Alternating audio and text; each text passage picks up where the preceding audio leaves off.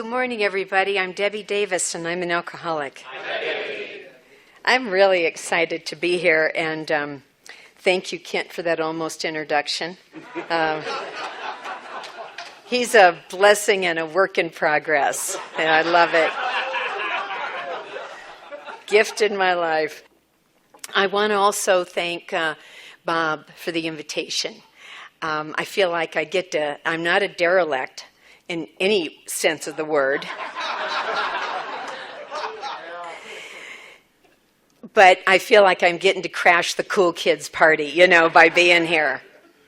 So, but I always listen to the tapes when they come home, but it feels cool to be on the inside of this weekend. So thank you so much for the invitation. And I want to thank Liesl for hosting us and doing such a great job. Dawson for the fill-in part.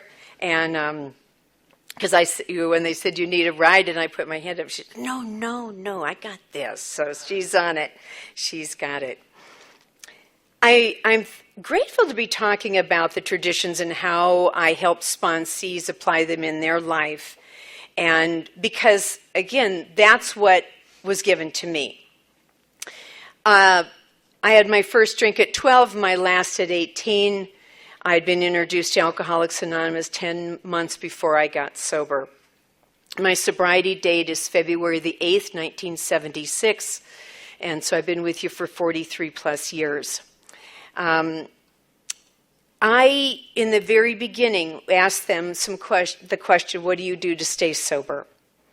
And the first thing they said is we get a sobriety date, and I've shared that with you. They said we go to a lot of meetings and we get a home group. And my home group is the Primary Purpose Group in Dublin, California, Monday nights, 8 o'clock, open speaker meeting. I've had 4 different home groups because I've lived in 4 different places around the country, and I realized when I moved to Northern California, I've also had 4 different last names. So just kind of, you apply the traditions no matter what your name is, And so when I start in sponsorship, many of the things that we review, so when someone asks me to be their sponsor, I never say no, but I don't always say yes. Because I know that if they've asked me, and this seems to be something that will be workable, I'm a 3 Legacies sponsor. I feel if I'm only giving them the steps, I'm cheating them of the other 2/3 of our program, because it's made such a huge difference in my life to learn how to apply them. And so a lot of the things we're going to cover today is what I review when I talk about people. So, because I'm not someone who likes surprises, in that sense, I'm really clear with what I'm going to ask you to do. This is what I do. This is what I'm going to ask you to do. Are you willing to do that? And after we have this conversation, I ask them, and I want you to think about it. I don't want a reactional, yes, oh yes, I'm willing to do that. I want you to give it some prayer and meditation to really think about, are you willing to make this commitment? I am. But I'm not willing to just be some old comfortable couch that you move to. I'm here to help you step this up. And if you're not interested in that, that's fine. But then you don't need me as a sponsor. So if you wanted, because I get a lot of women who have some time, and maybe their sponsor died, maybe they've been sponsoring themselves for a while, maybe they've sort of faded from AA and they're sort of coming back. I tend to get the people that are pretty much ready to get going. And one of the things I'll ask them is, so when is the last time you had gone through the steps? And if it's within the last couple of years, like, for example, they move from one area to another and, they just haven't had a sponsor do that with them there, then I actually start them with the traditions. If they're brand new, of course, the big book in our steps is let's build that foundation. But if they've got one and they're sponsoring people and they seem to have a good handle on their recovery and they're not just white jittery, it's time to wake it up. It's time to become conscious and wake you up to what this is about and how these kinds of things apply in our life. And what we're doing this year, so I have a monthly sponsorship night, and we have people who are local and they come to the house, but then we also have a call and a conference call. So people around the country that aren't able to be there for one reason or another can call in and participate. And this year what we're doing is everybody chooses to pick a step or a tradition or a concept to do a 5-minute presentation on. Because I'm like, I know them, but if I'm really passing on all 3 legacies, so should they. And so it's been phenomenal to hear the shares on that step or that month's tradition or that month's concept, and to see that application. So it's really, really exciting, and this is what we're doing this year for Sponsorship Night. So when we look at that first tradition about the common welfare comes first, personal recovery follows after, that I am a small part of a great whole. And that was certainly a new concept for me, and I know a lot of the gals, because we think it is all about us. And the first thing we talk about are things like meeting manners as part of the common welfare. Meeting manners like, do you ever get on your cell phone between the opening prayer and the closing prayer of the meeting? If so, to me, you have just moved out concept or tradition 1. That you've said, I'm a lot more important, and it's okay if I'm going to disturb the people around me from catching whatever message they might want to have in order to check my Facebook or my voicemail or my text to my boyfriend or whatever. And so meeting manners are so important to me. I wish we had meeting manners school, to tell you the truth. I could have used it. I really needed it because I didn't have any kind of common ground or manners or consideration of other people, and I had to be physically told, sit down and stay sat. And so a while ago I was chatting with a sponsee, and sometimes it can kind of get into white noise, and then all of a sudden, boop, boop, something pops up, and I heard it, but what I heard was the blip. And she's talking about how she had was at a meeting, but she just, there was this speaker, and oh my God, I know what he's going to say. So I just went up and went to the bathroom during that time and came back and blah, blah, blah, blah. And I excuse me, let me make sure, did I hear this right? That you got up and went to the restroom? I don't care what the reason was. And she said, yeah. And I said, oh, no, my dear. No. You have just interrupted everybody around you because you were bored. Well, that's not their problem. That's your problem. And the fact that you've disrupted that, you don't know who might have missed what they needed to hear. Because I know there's been so many one-liners that if someone had done that or I had done that and missed that, literally one-liners that turned the course of my journey. And so those meeting manners are so powerful. Recently in my home group, there's been a couple that started coming. Now, he's still working on getting sober, because we've had a few chats, and of course you kind of get that contact drunk almost. So he's still working on getting sober. And his lady friend, I don't know the relationship, but they're a unit, okay? And that's fine, okay? But she has a little dog, it's got a little vest on. I don't know if it's for real or not, but it says service dog. We don't mind service dogs, but every time we clap, the dog barks. So the first thing we're like, what in the heck what's a dog?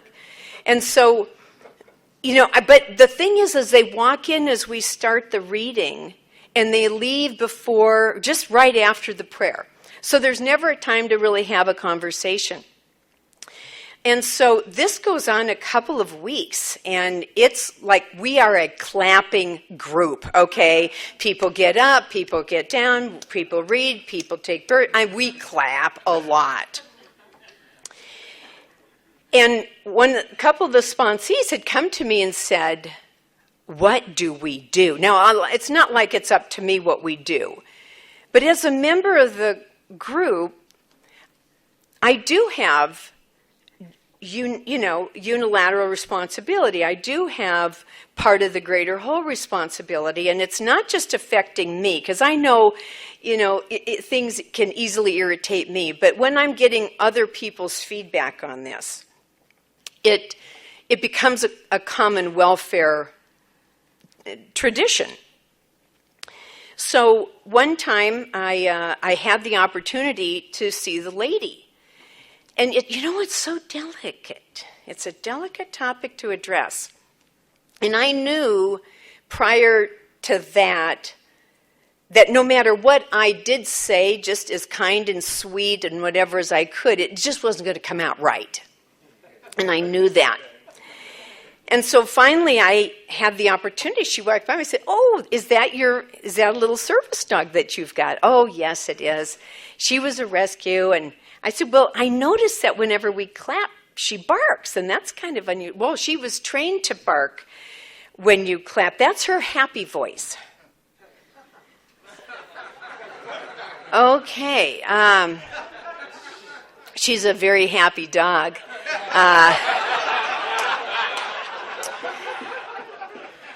So it's just like, where do you go from here, right?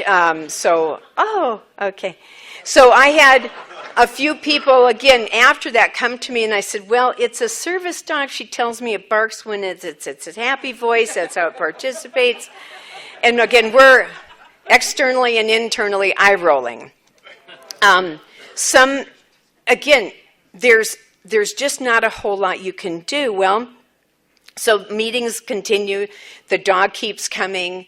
We have some of our speakers say, oh, I've never been greeted by a dog before. You get those kind of comments going on, and you're a little embarrassed. And so we just have our anniversary the other day. And so they happened to come to the potluck. Oh, perfect opportunity. I'm spiritually fit. And I said, oh, I see you got your little dog here again. You know what? I was wondering, would it be possible, is there anything you can do to help prevent it from barking during the meeting when we clap? Because, there are a lot of meetings that don't clap that you could go to.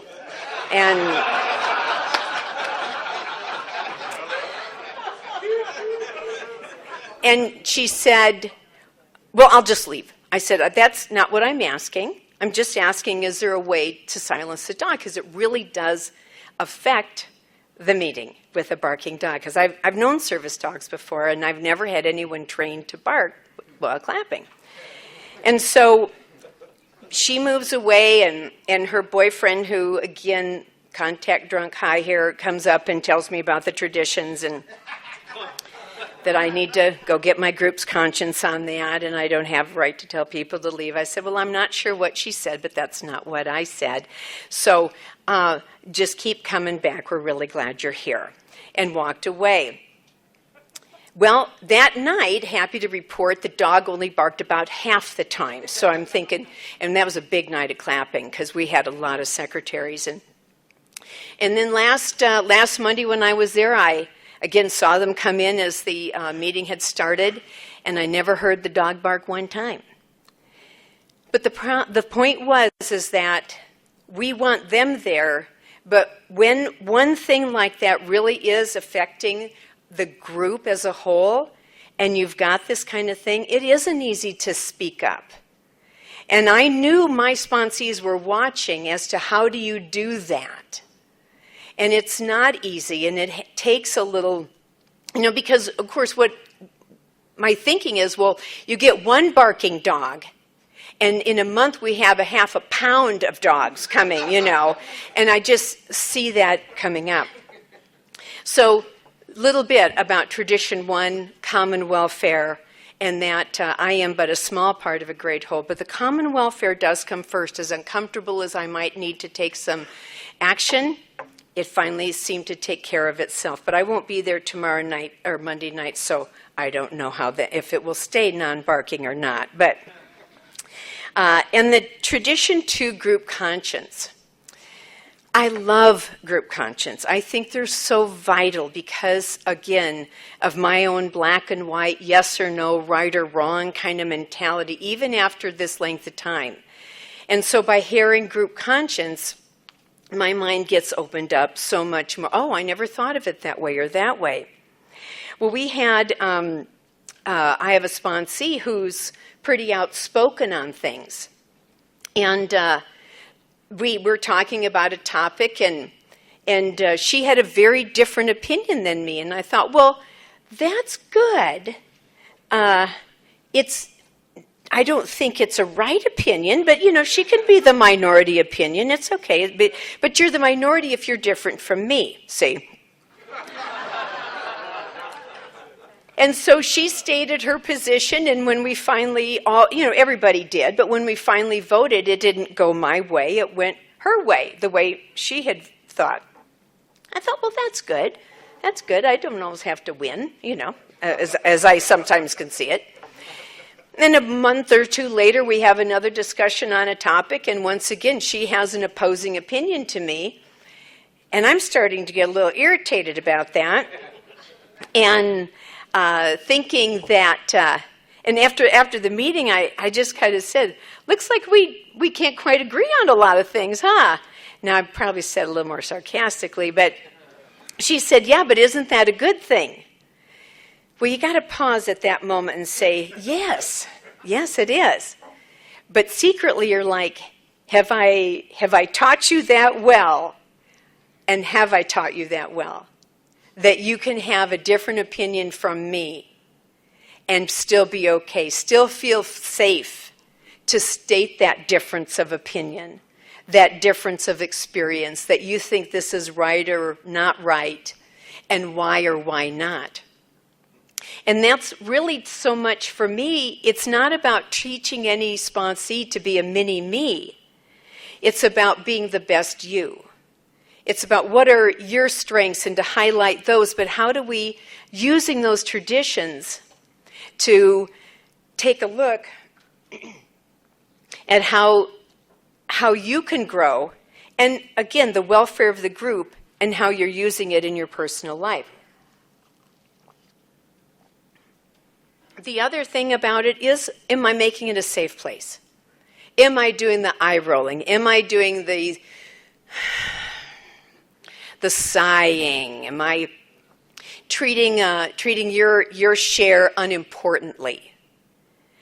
Because I know that I can watch that behavior in my home group during a group conscience. I can witness that, and while as much as I want them to address safety in their group with sharing and things like that to that highest degree, they're also human beings. And that's another thing that I have to remember, is that they're going to be exactly who they are. And whether they do it right or not is not a reflection on me. It's part of their journey. And I had to separate that, thinking that it was all about a reflection on me. The other thing we talk about is being a trusted servant. That when you take that commitment, take it fully. Don't just do it because you think that's the fun job to do or that's the upfront job to do. Are you a trusted servant? Will you serve? Are you trustworthy? And to make sure that whatever you're doing, whether it be in your home, that you're trustworthy, whether it's in your work that you're trustworthy, that this is what you carry into your workplace, your home, and your group. When we think about the third tradition in membership, that is one of the things I ask them. Do you feel you are an alcoholic? Do you believe you are an alcoholic? Because I want to know that fundamental core is without question that, like what Billy was talking about last night, that you can say you're a member, but it says for any serious drinker, you can say you're a member if you say so. There's that little drinking part involved with that, not simply because it looks like the cool place to be.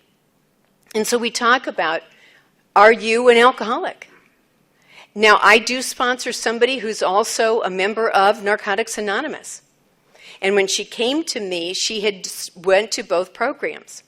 She doesn't have a sponsor in that program, but as I said to her, I'm only going to say the language we say here. I'm not going to also say clean. I'm not going to also say whatever language is in Narcotics Anonymous. I'm going to simply speak to you from my experience in and about and using Alcoholics Anonymous.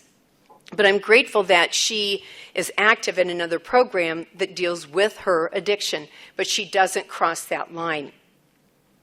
But we talk about membership. Now, again, I asked them, tell me what that looks like for you. Are you a visitor to Alcoholics Anonymous? Are you an attender? Or are you a member? Because to me, I've been all three, and they are three very different things. And most of them find that they've kind of moved into attending, that they haven't really been actively involved in service perhaps, that they go to a meeting versus a group that isn't involved with anything other than the first legacy. Oh, there might be the traditions on the wall, but that's where you look at them, is on the wall. They're not really talked about. The long form is seldom read, if any, and it's not really familiar to them. So are you a member? What does that look like for you? If you're a member of your group, getting involved, getting a commitment in that group. And we really focus a lot on what membership looks like for you. And we discuss about participating in the business meetings, showing up early, staying late, being a part of the group functions, things like that. And so when we are doing group functions, it's about, okay, what are you going to be doing? What's your service commitment going to be here? And being a part of that in membership. I had one sponsee who, I overheard her talking to someone the other day, and she said she was a member of the XYZ group, which is a very popular group. If there's a prestigious group, it would be that one. And I looked at her and I said, but you haven't been to that group in 4 years. How can you say you're a member of the XYZ group? Well, because I feel that in my heart. Well, that's nice. But the actions are, if you're a member of any group, it's because you go. It's because you are a part of that group. You're not using that for some sort of prestigious thing. So be a member of the group that you are an active member in. That's what you call your home group. When we talk about autonomy, this one is so broad and so rich, because this again reminds me, I'm not creating mini Debbies. God help the world if I put out a bunch of little sparkle balls out there, right? But to have them be who they are, the best they are.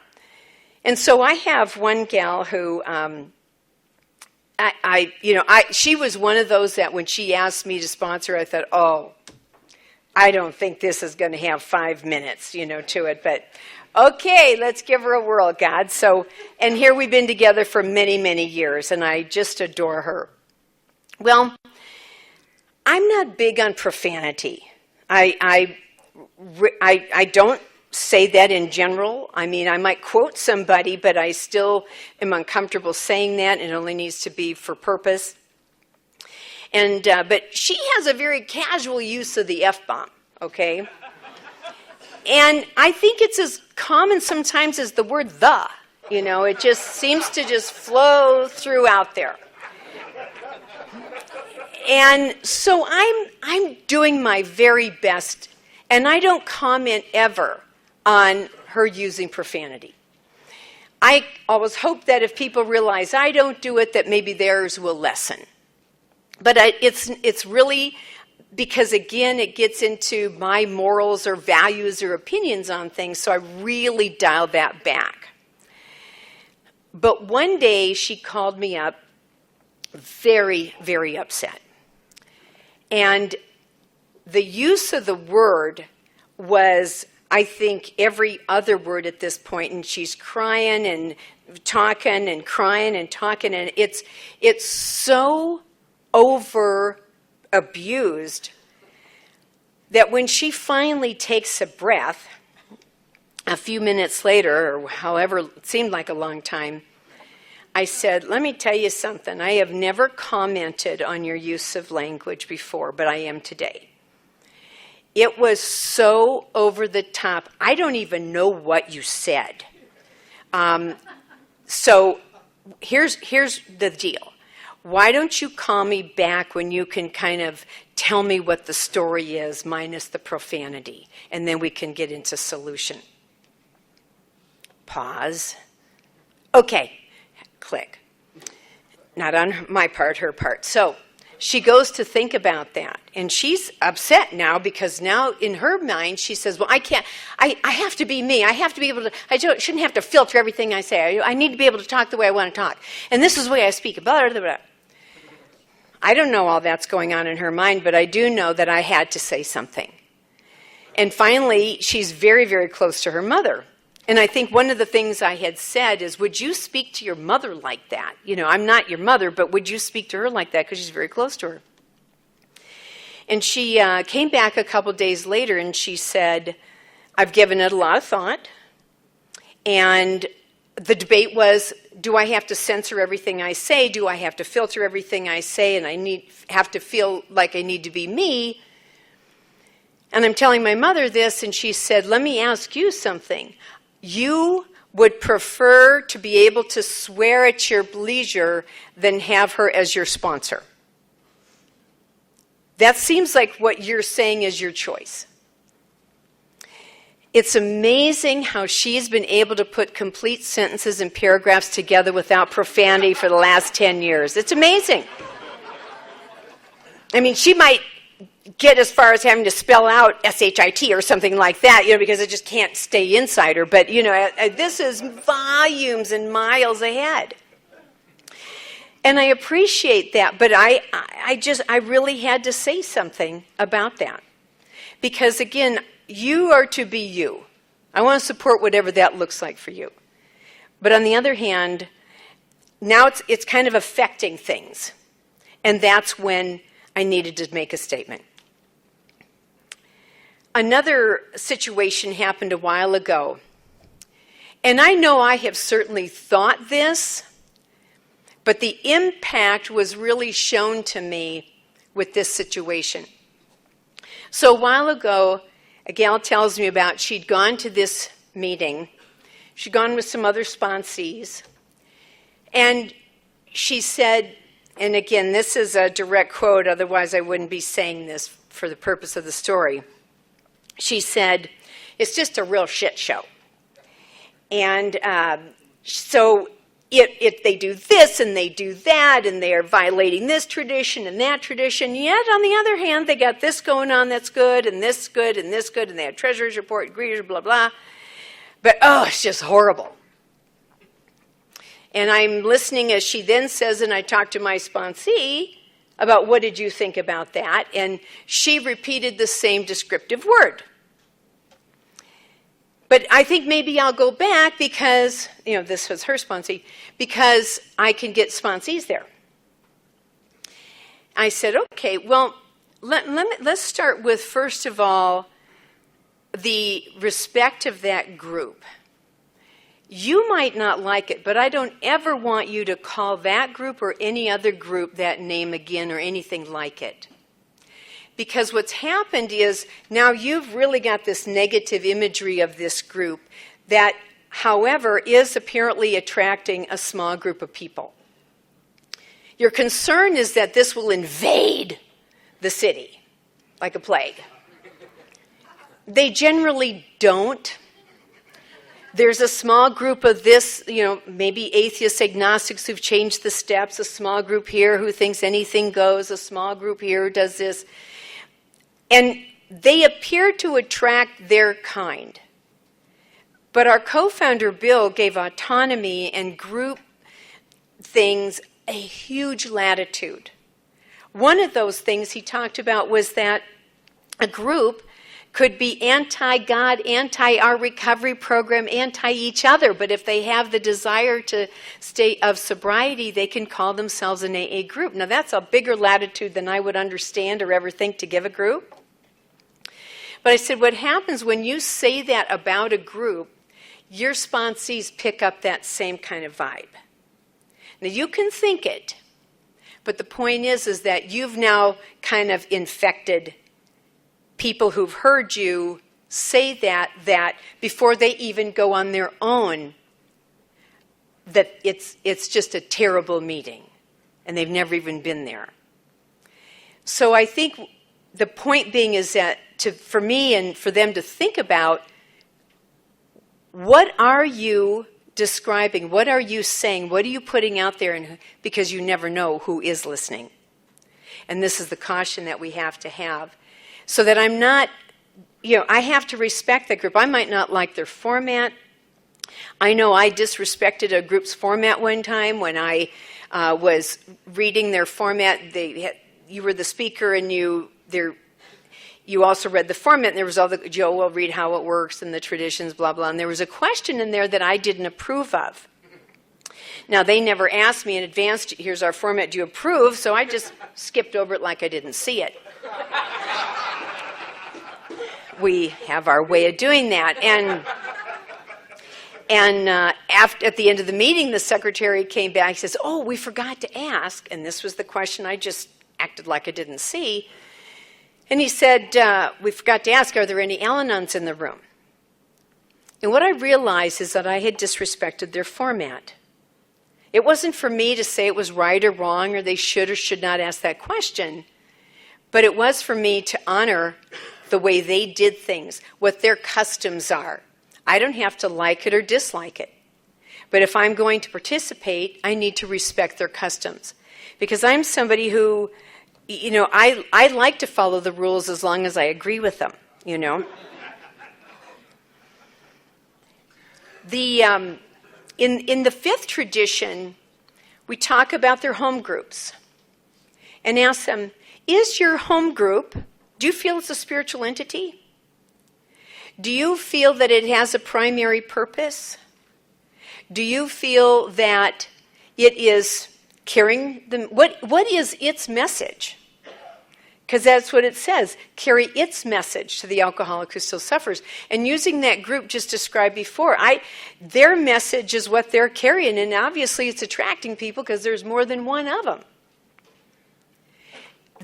My group carries, I believe, a great message, a structured message, solid in service. We dress up. We choose to dress up. We're not required. We choose to dress up. But for some, that is not attractive. That's too structured for them. Nobody gets up to go to the bathroom during the meeting. That's a little uncomfortable, like sitting still like 45 minutes. Whoa. So that's why our group doesn't have thousands of people, because it's not the group for everybody. And so we have found the people that really like that kind of structure come there. So we talk about, what are you doing as a part of your group? Have you gone from attending to being a member of that group, and what are you doing as a part of that? Are you adding and contributing to that?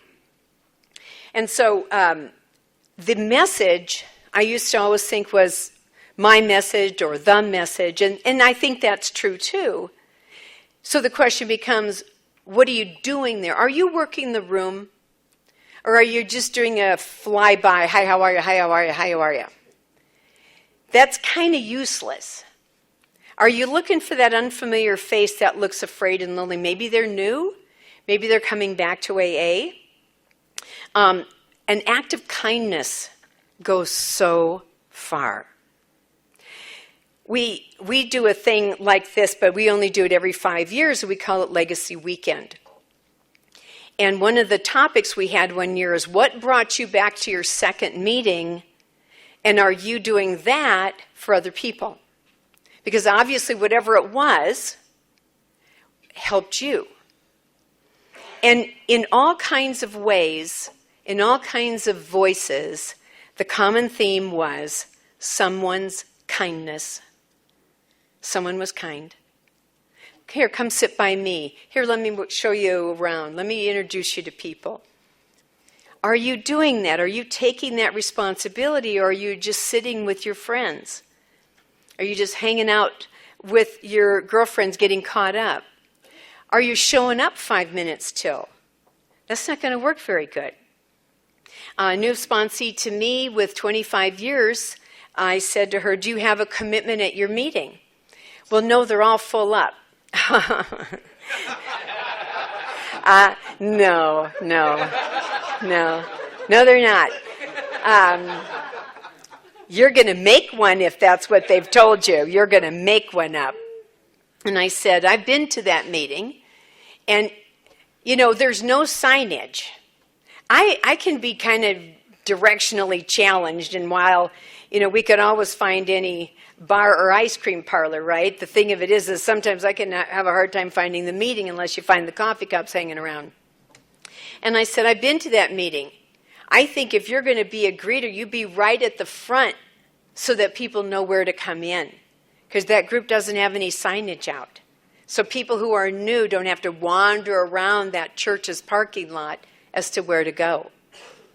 And so finding that commitment, how can I contribute to that common welfare in the group's message? When we talk about 6 and affiliation, the two of the things about that for me have been, even though I have not affiliated the group with any other entity like that, it can be easy to sort of blur a line. So you have to be very careful about that. Our group meets at a church, and we have a pastor who absolutely loves Alcoholics Anonymous. And so he contacted me one day, and he wanted to make sure the contact information was current and up to date. And so so that the church didn't have every year a new name and number to try to keep up with, we just said, I've been a long-time member there. I can be the central contact. It's not like they contact us a lot, but this way we'll keep confusion. Who do I call? And there was 4 people on the list, me and another sponsee of mine who's been a long-time member, and then 2 people who don't even go there anymore. So again, the purpose of having just a few people to contact. So anyway, I said absolutely, and take these people off. Here's my information's correct. A couple days later, one of the guys says, I got a call from the pastor, wanted my contact information, didn't know if it was okay to give him. I said, oh, absolutely. I mean, this isn't used for public information or anything like that. It's used for just their private contact stuff. He said, well, I don't know about that, because looking on their website and on their calendar, that's how I got your number. Oh, is right. So I said, where did you find this? Because I don't think, like some of the younger generation might, that you just Google everything, And so he did that. And I looked, and he told me where to go, and I see my name listed and another gal listed, and then I look at some of the other pieces there, and they have full names listed, or the contact is the pastor. And I thought, oh, here we have a CPC opportunity right here. So I called the pastor, and I said, we need to review some of the things in our traditions with you. I know he doesn't know. He was doing it to be helpful, and yet he didn't know what this was really saying. And so to make sure that we weren't connected to the group, or the group wasn't connected to the church, that we are a separate entity. But his point was he wanted their congregation to know what we do with our space. and here's who we are partnering with. So we kind of had that language of, we want to make sure that you understand we're a separate entity, that this is a primary reason we pay rent and we love being here, but we can't blur the lines of our spiritual program with your religion and look affiliated, that if they come there that they will maybe be asked to be a congregant. Now some of our group members have chosen that, and I only know that because they shared it with me, but it's certainly never one of those things where we would say, oh, by the way, if you're looking for a church, go to this one. So we had to make sure, and we provided him with literature, we provided him with updated information of what to say, what not to say on their website regarding the AA meetings. But we also talk about affiliation or supporting things. And again, many of the women I sponsor also choose to have a sponsee night. Some of them choose to read literature not produced by AA or Grapevine. And I didn't say conference approved because there's some really cool, good pieces of literature that we produce that don't go through the conference process. And so as an AA member, as an AA sponsor, these are not any of the things that I introduce. Is outside books written by so-and-so. If I personally like them, I might read them. But I don't introduce them as a point of reading. If they find them on their own, that's their business. Because I don't ever want to think, well, Alcoholics Anonymous has a lot of great stuff. However, this new book on step 7 and 8, or 8 and 9 came out that you might want to read. Joe Schmo wrote that. He's a friend of mine. Or a really popular person has written a book on steps 10, 11, and 12. Because in 5 years from now, there'll be the next book writing from somebody. And I feel that our literature comes from collaboration, not from one person's experience. And so when they've done their sponsorship night, a few of them have gone to those outside books. And I've said, how's that working? Well, it just doesn't feel very comfortable. I said, then I think this is what you needed to find out. That when you do a sponsorship night, just keep it within here. Instead of trying to sort of implying, we're great, but here's the newest, latest, and greatest. If they find it on their own, that's their business. But otherwise, stick to our literature. We have so many good things to read. In self-supporting, we absolutely, on first conversation, we talk about money. I ask them, are you employed? And are you self-supporting? And, how are you doing financially? Are you okay? Or what is, not that I need numbers, but it's nice to know that, they're not gajillions of millions of dollars in debt and that they're still spending freely. So how are you doing financially? Tell me about your seventh tradition. Are you able to bump that up? Can you double it for your home group? Because these are the kinds of things that we have to take responsibility. If I'm going to be a member of AA, I need to be a full member, not just a partial. And I know many of them have had the buck in the basket mentality for a long time, despite their earning power. And this is something that we have come awake about. This final conference report comes out every year, and it tells of every area's contributions. And what I like to do is send them the list of all of our areas in our sponsorship family and how they're doing. And it's pretty eye-opening that some of the wealthier areas are some of the poorest contributors. And I think when we have an awareness of our own personal funds and we have an awareness of our group funds and awareness of our responsibilities in Alcoholics Anonymous, I believe that when we are educated and informed, we will do better. And this is about adding to that, and can you double that for your home group? If you don't know where to start, can you do $1 per legacy? Do $3 every meeting you go to. I mean, truly, how much did you spend on alcohol every day, every week, And yet we get so restrictive when it comes to supporting our, and part of that is becoming awake, becoming conscious of your contribution. Throwing a buck in the basket, I'm awake, I'm sleeping. 10 in the basket, I'm aware. And so self-support. And then, but self-support isn't just limited to money.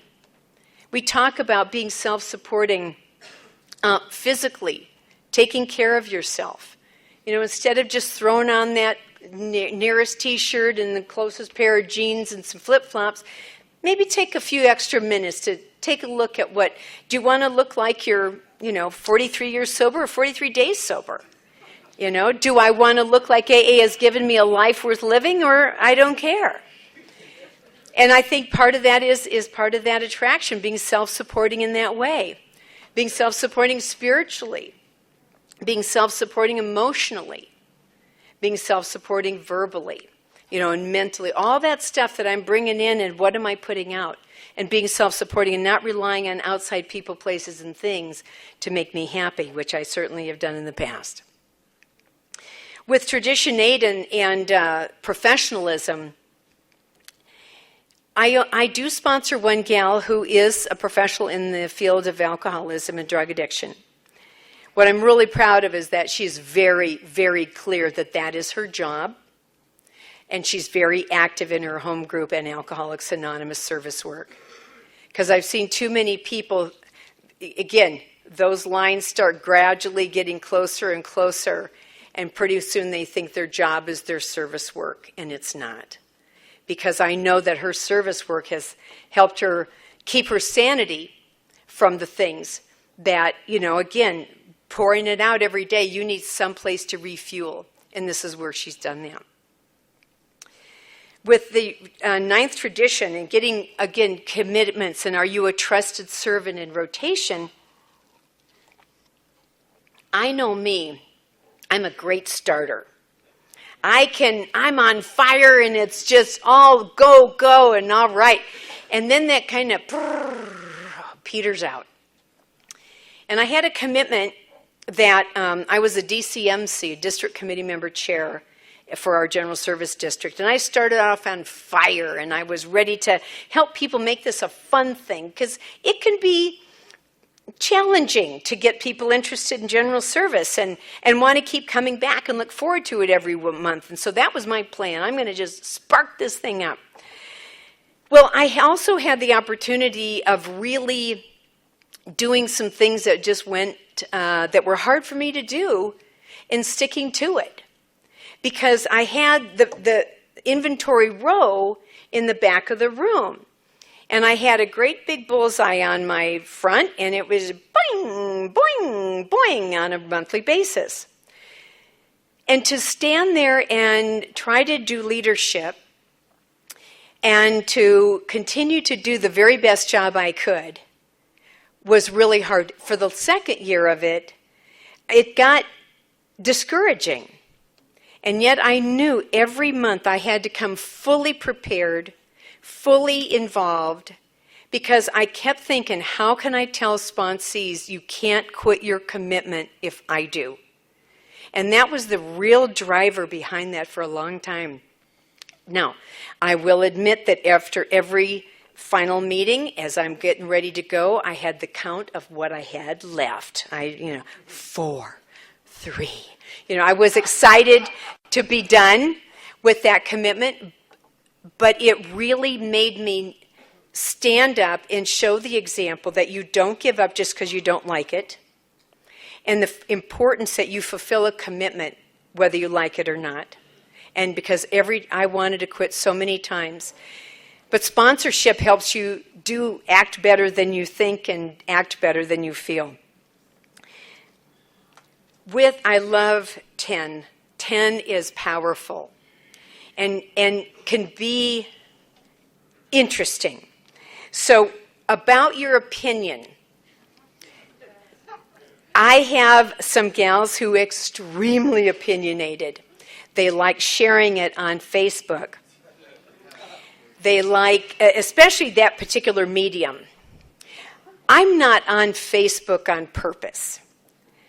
And really, I'm not familiar with a lot of the social media and how it all works. And I'm really okay with that as of today.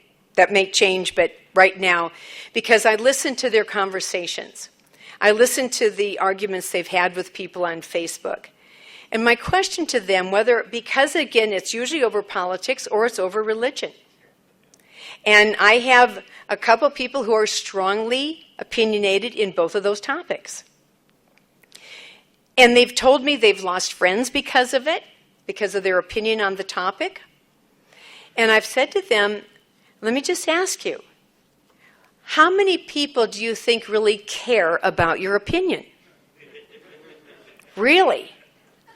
Can I clue you in? There's one, and that's you. Nobody else really is interested, especially if it's different from theirs. But my more important question to you, sponsee, is can you respect their opinion without trying to convince them yours is the right opinion? Can you respect that theirs is very different? I have two women who are both politically opposites, passionately opposites. And while it rarely comes up with anyone else, every now and then I'll get a conversation or an opinion or a thought, and I just go middle camp. That's it. There's no yes, there's no, there's no left or right. It's just straight down the middle. So what else is going on for you? I just move into a new subject because, again, I don't want to even go there with a little tease. Well, what I think is ... And again, because I want to stay a safe place, it's important for me I can have my private opinions, oh, believe me, I do, on lots of topics, just ask me, but it is not for public profession. It's not for the public because and I have to really watch because one of them is very much different than mine. And it gives me that opportunity to neutralize my opinion and respect that hers is different than mine. But it's nothing we ever get into. And this last election, more than any I'd ever seen, I chose to step in and write an email to my sponsees because there was a lot of commenting about the election. And what I had to say is, let us always remember Tradition 10. You can have your opinion, but when you're putting it out there, remember, many people know you're a member of Alcoholics Anonymous too. And while you might think it's private or if nobody knows or it's your right, think about the bigger picture. Think about that bigger picture. You can have it with one-on-one, but please be mindful of our traditions on that. With attraction versus promotion. A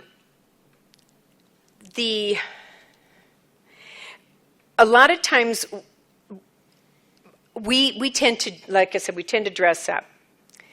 And I think that's part of the nice attraction. Not that, oh, look at here, do you see what designer label I'm wearing or whatever it is. That's not the point. But to put on a clean dress, fix my hair, put some makeup on, that sort of thing I think is a great attraction. But I had a sponsee one time, she came to me and she said, gosh, I went out with this guy the other night and, well, all he wanted to do was jump in the bed. And I said, well, okay, let me ask you something. So what were you wearing? Now, I realize that, quote unquote, it should not matter, but let me tell you, I am a woman, it does matter. And I said, if you're wearing a blouse down to here and a skirt up to here, you are promoting something, okay? You are sending a message very strongly.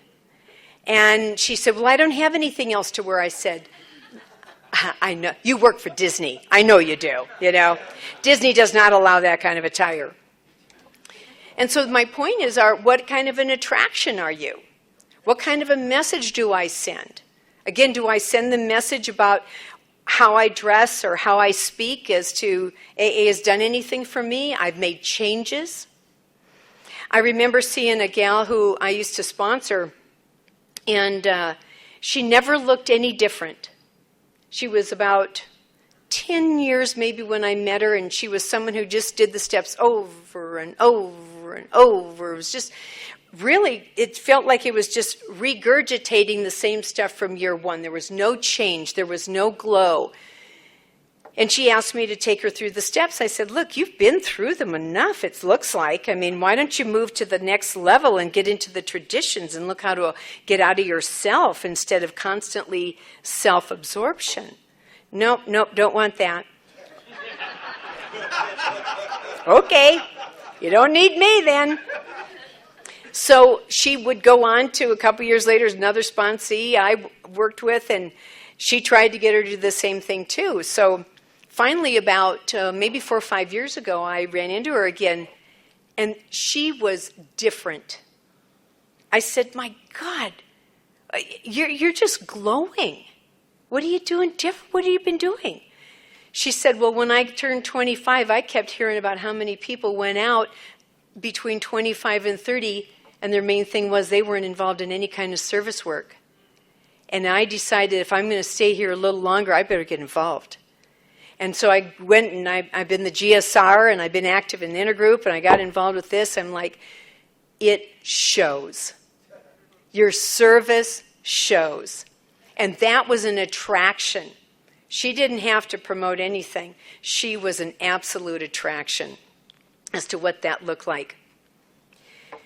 And then when we're looking at principles before personalities, this has been such a growing up thing for me because we all may have our favorites, but we're also very sensitive.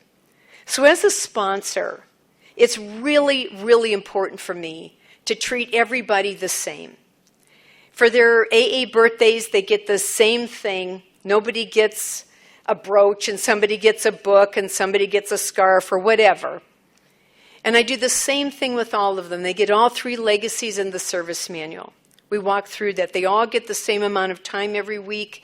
We have adjusted accordingly to what we do. And so I treat all of them the same. But I've had the gals that become close friends with some sponsees because they have maybe similar interests.